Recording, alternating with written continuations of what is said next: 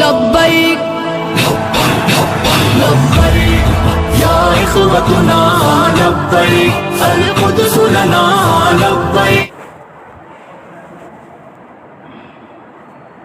بسم اللہ الرحمن الرحیم.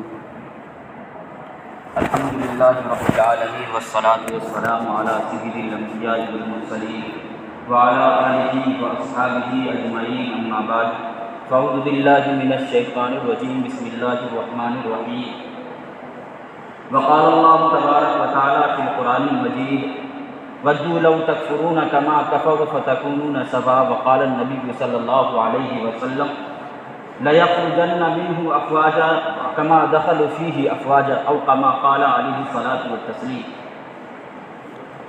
حضرات محترم، یہ اللہ رب العزت کا احسان اور فضل ہوا اور اس عطائے کریم کی بے پناہ لطف و کرم ہوا کہ اللہ رب العزت نے ہم سب کو یعنی سید الایام جمعہ کے دن بیٹھنے کی سعادت و توفیق عنایت بخشی.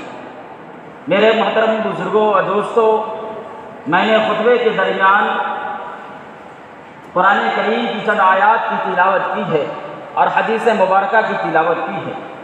میرے عزیزوں، اللہ رب العزت اور محمد عربی صلی اللہ علیہ وسلم ان چند آیات کے اندر اور حدیث مبارکہ کے اندر فتنہ ارتداد کے سلسلے میں عنوان فرمایا ہے. میرے عزیزوں، ارتداد کہتے کس کو؟ ارتداد کا معنی کیا ہے؟ ارتداد کیا لفظ ہے؟ لغت اور ڈکشنری کے مطابق ارتداد کہتے ہیں لوٹ جانے کے، پھر جانے کے.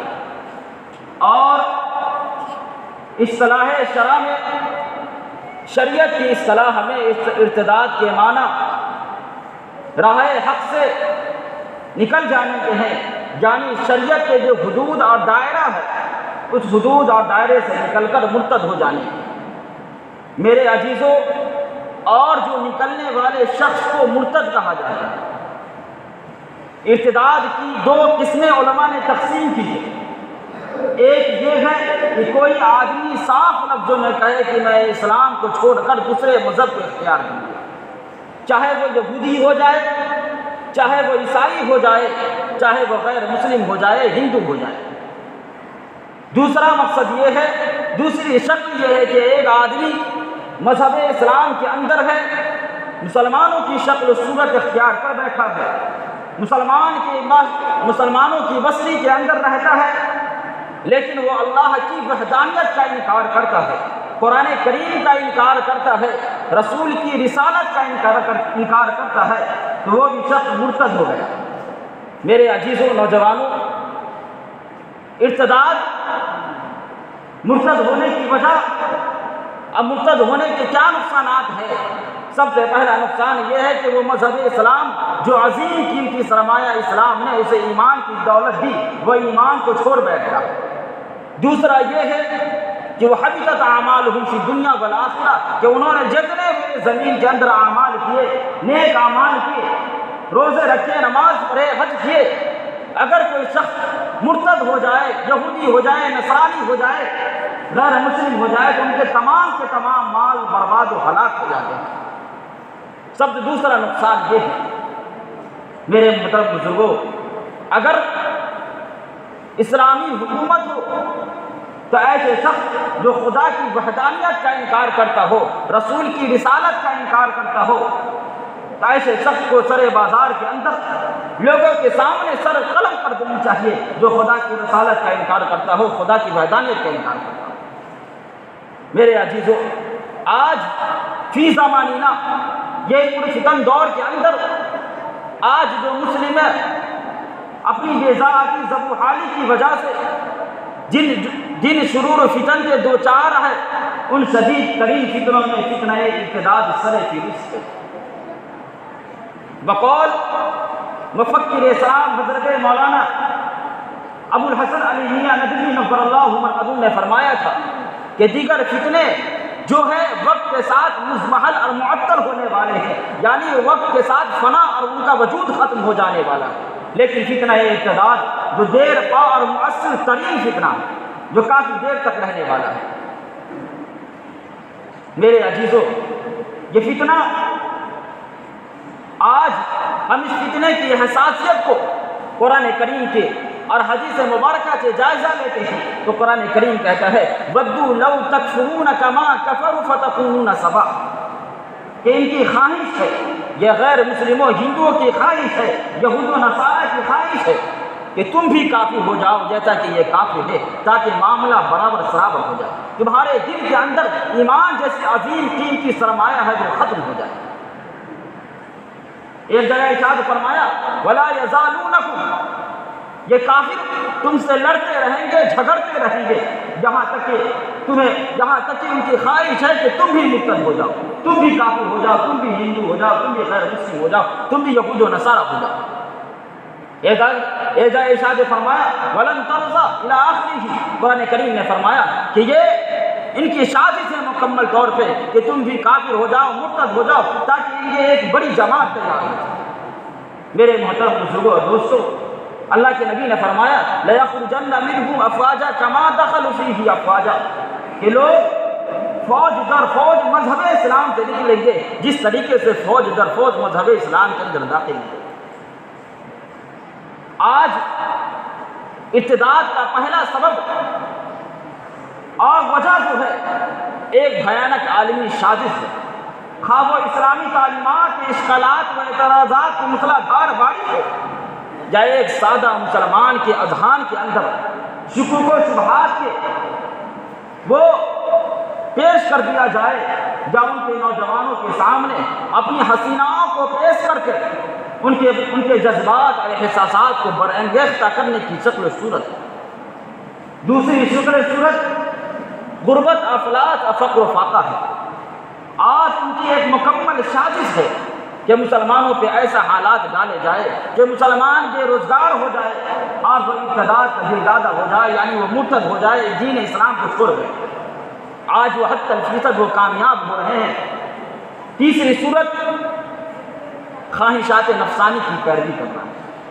آج فی زمانینا اسکولوں اور کالجوں کے اندر جو ہماری بچیاں اور بچے مرتد ہو رہے ہیں، اسلام سے نکل رہے ہیں، وہ اپنی خواہشات کی تابع، کسی لڑکے سے عشق ہو گیا، آنکھ مجولی ہو گئی، وہ اپنے اسلام کو چھوڑ بیٹھے ہوئی ہے، غیر مسلموں سے شادی کرنے کے لیے تیار ہو بیٹھی ہے۔ وہ خواہشات نفسانی، یعنی اپنے خواہشات جو بھر رہی ہے، اس خواہشات کے مطابق اپنی زندگی گزارنا چاہتی ہے، کسی مسلم فرد سے شادی کرنا نہیں چاہ رہی ہے، بلکہ غیر مسلم سے جس سے وہ آنکھ مجولی کر رہی ہے اور محبت و عشق کا پروانہ گا رہی ہے، اس سے اپنا نکاح کرنا چاہتی ہے۔ تیسری شکل و صورت یہود و نصارہ سے دوستی ہے۔ آج اسکولوں کا آج جو مرتد ہو رہے ہیں مسلمانوں کی تعداد، وہ غیر مسلموں اور بچیوں جو غیر مسلموں لڑکوں سے دوستی اور پروانے کی وجہ سے ہے، جو اسلام سے مرتد ہو رہے ہیں، نکل رہے ہیں۔ میرے عزیزوں، اسلام سے مرتد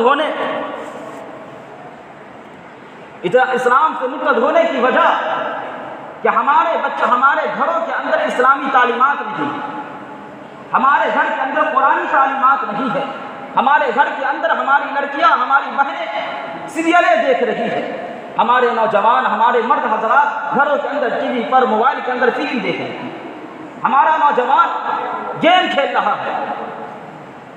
آج اس لیے مرتد لوگ ہو رہے ہیں۔ آج ہم نے اپنی اولاد کی تعلیم و تربیت کے عنوان کو سمجھا ہی نہیں، کتنی فضیلت ہے اپنی اولاد کی تعلیم و تربیت کرنا، ان کو صحیح تعلیم دینا، یہ کتنی اہم اور کتنا اہم عنوان ہے، اس کی فضیلت و اہمیت ہمارے دلوں کے اندر نکل گیا۔ اگر اس روئے زمین کے اندر ایمان اور دین کے بعد اگر کوئی سب سے اہم چیز ہے تو اپنی اولاد کی تعلیم و تربیت اور قیمتی سرمایہ جو اولاد ہے، اور سب سے قیمتی سرمایہ، قیمتی پونجی اور سب سے قیمتی اثاثہ جو ہے وہ انسانوں کے لیے، مرد کے لیے اپنی اولاد ہے۔ آج ہم نے اپنی اولاد کی تعلیم و تربیت کو بھول چکے ہیں۔ اگر یہ اولاد اگر آپ کی نیک ہے، صالح ہے، متقی اور پرہیزگار ہے، دیندار ہے، تو یہ آپ کو اس دنیا کے اندر اور آخرت کے اندر عزت اور باعث شرف کا مقام ہے۔ اگر یہ اولاد خدا نخواستہ یہ اولاد اگر بگڑ گئی تو اس روئے زمین کے اندر بھی اور آخرت کے اندر بھی آپ کے لیے ذلت و رسوائی کا باعث بن جاتی ہے اور آپ کے لیے ہلاکت و بربادی کا باعث بن جاتی ہے۔ ہم نے یہ عنوان کو سمجھا ہی نہیں۔ اپنے گھروں کے اندر قرآنی تعلیم کو پیوست کرو، قرآنی تعلیم کو خدا کے حکام سے آگاہ کرو۔ ہم نے قرآن کو بھول چکے، ہماری بچی قرآن سے وابستہ نہیں ہے، تعلیمات سے وابستہ نہیں ہے، اس لیے ہماری بچے ارتداد کی دلدادہ ہو رہی ہے۔ ہم نے ایک خاتون ہے، ایک کتاب حضرت طاہر کی ایک کتاب ہے جو منظر عام پہ آئی ہے کہ اسلام کے اندر 400 باکمال خاتون، اس کتاب کے اندر آدمی ایک واقعہ ذکر انہوں نے کیا ہے کہ ایک خاتون تھی جو فرعون کی بیٹی کے سر پہ کنگھا کرا کرتی تھی، لیکن فرعون جو ظالم و جابر تھا، شرکش تھا، جو اپنے آپ کو انا ربکم الاعلیٰ کہا کرتا تھا کہ اس سنسار اس ورلڈ کے اندر میں سب سے بڑا آقا ہوں، میں سب سے بڑا مالک ہوں، اس پرمیشور جو نبی آخر الزمان محمد عربی انتم مہاپرش کو اور آکاش سے لے کے دھرتی کو اس سنسار کے اندر جو پستک جو پاک و پوتر کتاب قرآن مقدس نازل کی، اس کتاب کا بھی انکار کرتا تھا اور کہتا تھا کہ اس منش یا اس کائنات کے اندر، اس سنسار کے اندر میں سب سے بڑا آقا و مالک ہوں، میں سب کا رازق ہوں، میں سب کا خالق ہوں۔ لیکن آدمی وہ فرعون کی بیٹی کے سر پہ کنگھا کرتی تھی، اتفاقاً وہ کنگھا زمین پہ گر گئی۔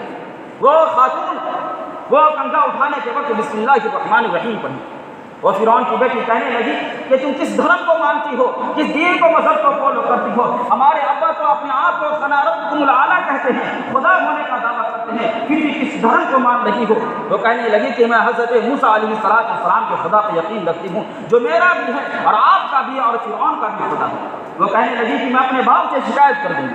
وہ کہنے لگی کہہ دو، اسلام کا یہ ذوق اور جذبہ ہے، ایمان کا جذبہ ہے۔ وہ خاتون کو شاہی سلطنت میں بلایا گیا، کروڑوں کا مجمع ہے، وہ خاتون کو بیچ میں رکھا گیا اور کہا کہ کیا تم اسلام کو مانتی ہو؟ کیا میرے خدا ہونے کا انکار کرتی ہو؟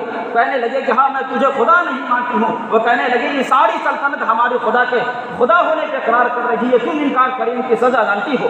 وہ کہنے لگی سزا جانتی ہو، تم مجھے ہلاک و برباد کر دو گے، میری دنیا کو مٹا دو گے، لیکن میں تجھے خدا نہیں مانوں۔ وہ فرعون جو شرکش تھا، بہت ظالم و جابر تھا، انہوں نے اپنے شاہی سلطنت کے اندر ایک آگ جلائی اور تیل کو بالا۔ بچے اس خاتون کے پاس 3 بچے تھے، انہوں نے ایک بچے کو، فرعون نے ایک حکم دیا اپنے وزیر کو کہ بچے کو چھین کر لاؤ، اس آگ کے اندر ڈال دو۔ اس بچے کو چھین کر اس آگ کے اندر جھونک دیا۔ بچے اسی وقت تڑپ تڑپ کے بلک بلک کے ہلاک و برباد ہو گئے۔ اور وہ جس طریقے سے مچھلی اور گوشت کو آپ فرائی کرتے ہیں، بچے اس طریقے سے تیل کے اندر فرائی ہوئے۔ پھر وہ ایمان پہ جمی رہی، ٹکی رہی۔ پھر وہ فرعون نے دوسرے بچے کو حکم دیا کہ اس بچے کو چھین کے لاؤ۔ پھر وہ اس ظالم و جابر شرکش فرعون نے اس بچے کو ہلاک و برباد کر دیا۔ 3 مہینے کا بچہ جو گود میں لے ہوئی تھی، جس کو وہ بچے وہ ماں دودھ پلایا کرتی تھی، ان کو بھی چھیننے کی کوشش کی۔ ان کی ماں کی ممتا جاگ گئی اور کہنے لگی فرعون تو چھوڑ دے، بچے کو کیا ہلاک و برباد کرنا چاہ رہا ہے؟ کیا اس بچے نے گناہ کی؟ حضرت اللہ تعالیٰ نے اس بچے کو زمان کے اندر گویائی دی اور وہ بچہ کہنے لگا اماں آج دنیا کی پریشانی کو برداشت کر لے، کل قیامت کے دن سکون رہے گی۔ کل قیامت کے دن یہ دنیا کی کل قیامت کی پریشانیوں مصیبت سے نجات پا جائے گی۔ آج اس پریشانیوں مشقتوں سے بچ جا۔ وہ یہ کہنا تھا کہ بچی نے، اس خاتون نے فوراً بچے کو حوالہ کر دیا اور بچے کو بھی تیل کے اندر ہلاک و برباد کر دیا۔ اور ظالم و جابر فرعون نے اس عورت کو بھی ہلاک و برباد کر دیا، زمین بوس کر دیا۔ یہ ایمان کو جمنے کی علامت ہے۔ آج ہم تھوڑی سی بات پر مزاج کے لڑکے نہیں مل رہے ہیں، معاشرے کے اندر ویسے لڑکے نہیں مل رہے ہیں، غیر مسلموں سے ہمارا رابطہ ضابط ہے، فوراً اسلام سے نکل گئے، اسلام کو دھرم کو چھوڑ دیے۔ میرے عزیزوں، دورے زمین کے اندر اسلام جیسی عظیم دولت کوئی نہیں ہے، اس سے پاک و پوتر مذہب، اس سے اچھا مذہب دورے زمین پر کوئی نہیں ہے، اسی کے اندر کامیابی و فلاح ہے۔ اگر آج اس اسلام پہ جمے ہیں تو اس اسلام پہ کامیابی و کامرانی ہے، اگر اس اسلام سے نکل گئے تو یاد رکھنا یہ ہلاکت و بربادی ہے، دنیا کے لیے بھی اور آخرت کے لیے۔ وقت ہمارا ہو چکا ہے، باقی جو باتیں رہ گئی انشاءاللہ العظیم آئندہ ہفتہ کی جائے گی۔